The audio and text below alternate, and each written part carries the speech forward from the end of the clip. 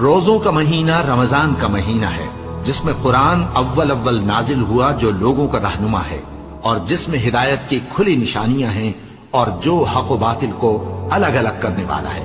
تو جو کوئی تم میں سے اس مہینے میں موجود ہو، چاہیے کہ پورے مہینے کے روزے رکھے، اور جو بیمار ہو یا سفر میں ہو تو دوسرے دنوں میں روزے رکھ کر ان کا شمار پورا کر لے۔ اللہ تمہارے حق میں آسانی چاہتا ہے اور سختی نہیں چاہتا، اور یہ آسانی کا حکم اس لیے دیا گیا ہے کہ تم روزوں کا شمار پورا کر لو، اور اس احسان کے بدلے کہ اللہ نے تم کو ہدایت بخشی ہے، تم اس کو بزرگی سے یاد کرو اور اس کا شکر کرو۔ اور اے پیغمبر، جب تم سے میرے بندے میرے بارے میں دریافت کریں تو انہیں معلوم ہو کہ میں تو تمہارے پاس ہی ہوں۔ جب کوئی پکارنے والا مجھے پکارتا ہے تو میں اس کی دعا قبول کرتا ہوں۔ تو ان کو چاہیے کہ میرے حکموں کو مانیں اور مجھ پر ایمان رکھیں تاکہ نیک رستہ پائیں۔